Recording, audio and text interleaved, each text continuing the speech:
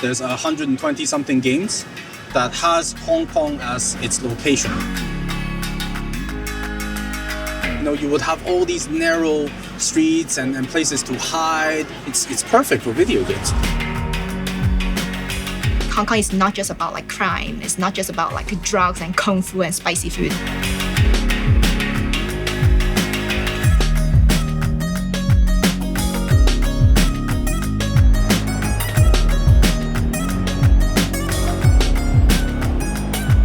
Well, we're looking for one of the escalator entrances that appeared in Sleeping Dogs.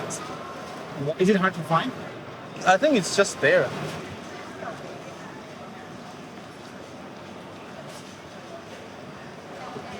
This is the entrance, one of the entrances of the bridge. It's famous because it has an escalator. So we took a while to find it. We were walking around, and as usual in Hong Kong, there's construction going on,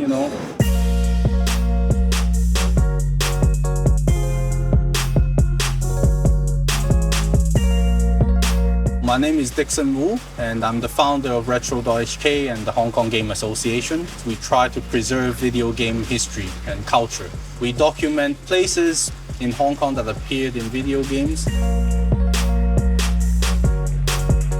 Jumbo is actually a seafood restaurant that is floating on the waters, and it's a very iconic architecture. It has appeared in a lot of video games, movies. So Fatal Fury 2 uses the Jumbo in the cover of the game and also as one of the backgrounds. This guy, Cheng. Yeah, this guy. So he likes eating,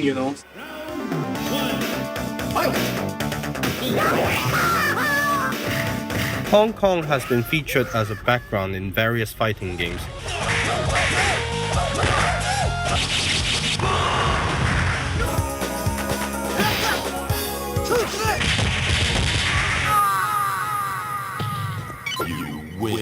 I'm guessing that Hong Kong is probably the top cities appearing in video games because of all the imagination and action going on in Hong Kong with police and triad. We are now in the Mong Kok district, and this is Temple Street. So famous for all these stalls, a night market, a lot going on, very chaotic. In games, it's usually they use it for the chasing scenes because it's so dense and so crowded, right? So they usually use it in chasing QTE events where things fall down and you have to dodge.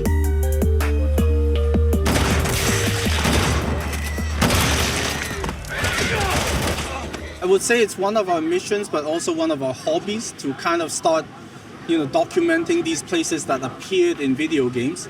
I started doing that mostly because of friends asking me to do so when they come over to Hong Kong.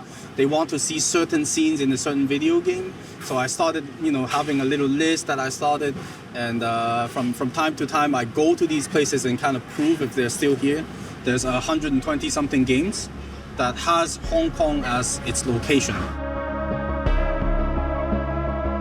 Hong Kong has this very unique style. For example, it has old mixed with new, with almost this kind of cyberpunk kind of feeling towards the whole atmosphere.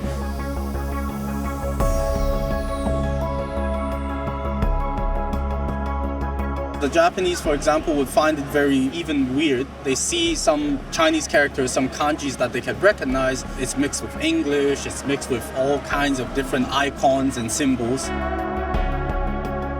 Hong Kong in games, movies, and comics typically is depicted as a caricature, and among all the areas is the Kowloon Wall City for its bad reputation, crime, and myth. My name is Proki Chen, and we are working on a project, The Cage, which is a video game set in the Kowloon Wall City. It is like mountains of buildings. It is not structured, so buildings are very close to each other. It creates a lot of hygienic problem. The light can get in, and therefore it creates a lot of a dark alley that you have to go through. It is demolished in 1993.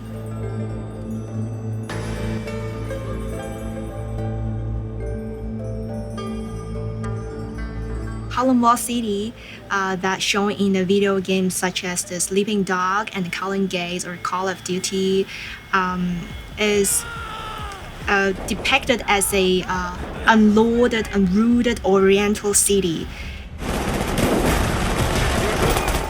We are trying to provide an alternative for people who would ever be interested in games about Hong Kong. Hong Kong is not just about like crime. It's not just about like drugs and kung fu and spicy food. We are working on a project and we wanted to be an authentic representation of the old Hong Kong community. But I try my best to get a picture of the Kowloon Wall City as accurate as possible, but I can never claim it to be realistic. Everything that you see in our game is actually has a real person to refer to. The story happens within the family, but basically between a father and a son. So the players understand what happens to the family, but also how is the life living in a wall city is like. I see game is an artistic documentary, just like movie, just like books. I want to make a game that to make people, even they shut down the computer, they will sit and think like, what have I just played? They want to have that thinking. It's not like, oh, I have fun and then I go away.